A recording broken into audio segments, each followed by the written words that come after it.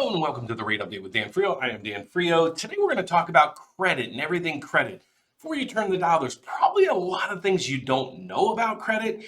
And if you're really looking to buy in 2022, how your credit scores can play a huge role in your mortgage rate. So our goal here is to educate you and inform you everything real estate, especially when it comes to the financing piece. So if you're new to the channel, please don't forget to give us a thumbs up, subscribe down below.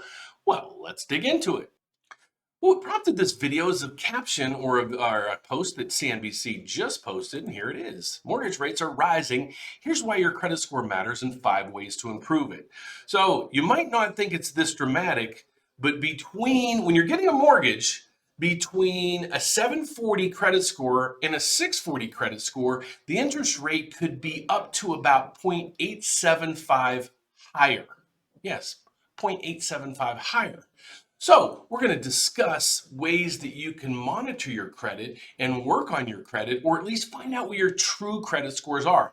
Because the reason being is there's two scores out in the world right now. One that everybody knows, but it's irrelevant. Okay, and I'll say it this way. There's basically the Vantage score that Credit Karma and a lot of the free systems use, and it's not used by any lender in the country.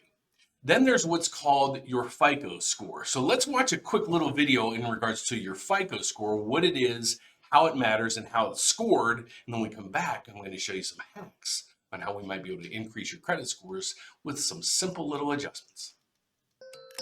In the US, there is a 3-digit number that helps determine how much you pay for credit, which can affect virtually all expenses in your life, from what rate you pay on the loan for your house or your car. It's called a credit score, and it's totally unique to you. Many U.S. lenders use one type of credit score called the FICO score. FICO, or Fair Isaac Corporation, was the first company to translate all your credit history into a single 3-digit number that predicts how likely you are to not pay your bills. The number helps lenders decide how much of a credit risk you are. The FICO score ranges from a low of 300 to a high of 850. The lower the score, the higher a risk you pose to the lender.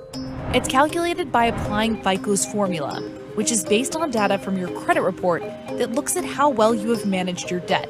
It takes into account your payment history, total debt, duration, meaning the length of your credit history, new credit, and types of credit. If you want a high credit score, you'll want a strong mix of credit cards, loans, and mortgages. But opening too many new accounts in a short period of time makes you a higher risk. Most people actually have multiple FICO scores, each based on data from the 3 main credit scoring companies. FICO sells the data to credit scoring companies, the largest being Equifax, Experian, and TransUnion. And then each company crunches its own number based on your credit report.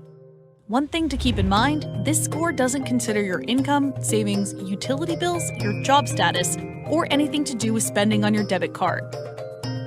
And if you don't have any sort of credit history, then you likely won't have a credit score. This score changes in real time, so it can move up or down based on your credit habits. That means it's never too late to turn a score around. Okay, now that we know what it is, how do you get it? So down below, there's going to be a link where you can get your own FICO score. And the good news is by using that link down below, 2 things happen for you. One, you get a discount. And the other thing is you're going to get actually your true credit scores. And the nice thing about it is it's a soft pull. What I mean by a soft pull, it doesn't hit your credit scores because you're getting your credit scores, not a lender. So if you get it on your own, it's basically no hit to your credit scores. So that's the first part we want to start with. So now what this is giving us is, just say it's the entry level. Where are you in regards to, we know the credit scores go up to an 850. So where are you in relationship to that? Well, what the goal is here, if possible, we want to get you to a 740 score and higher, because that is where the credit score, your mortgage rate would be the best. Okay, think of it as a test. You get an A, it doesn't matter if you got a 90.5 or a 95.5 or 100, you still got an A. So the goal is to get you to a 740 credit score. So how do we do that? Well, let's go and see what CNBC is telling us. So we first go down through here, and the first thing they're going to show you, and this is the video that we just showed, is check your credit report. So again, right down below in the description, it's going to say My FICO. There's a link down there where you can hit that and go directly and get your personal mortgage report or credit report. All right, so that's the number one piece where we want to start. Okay, so now we're going to analyze this. And what you're going to do is I want you to go through that report in detail. Are there any errors in there? Okay, it's not going to be currently up to date. So let's say you paid on a credit card bill last week and your credit balance still shows what it was prior to your payment. There's nothing you can do with that about that. But I'm going to show you a little bit of tricks here down below. But let's go and see what they're telling us to do on CNBC. All right, so the next thing is pay your bills on time. Well, I'm going to elaborate on that just a little bit. All right, so what happens is, in most cases, when your bill is issued to you, that is when it basically timestamps that credit rating, or they're sending that credit rating to the bureaus. Well, you probably know that every month on the 15th, your Visa bills due. Well, how about we pay it a week early, if you can? Okay, sometimes it's easier said than done, but if you can and you know it's coming out, let's pay it a week prior to when the billing comes out, because what that'll do is it'll reduce your balance before they send all of your data to the credit agencies. Okay, so that's number one. The next thing they're going to advise us to do is lower your credit utilization rate. Okay, what is your utilization rate? Well, basically think of it as this way. How much of your credit limit are you using? So let me make it as simple as I can. Let's say you got a credit card and the limit was, you're like, I don't care. It's an account I got at Christmas because I wanted to get that free sweatshirt that they were giving away if I applied for the credit card. Okay, but they issued you a $100 credit limit. Okay.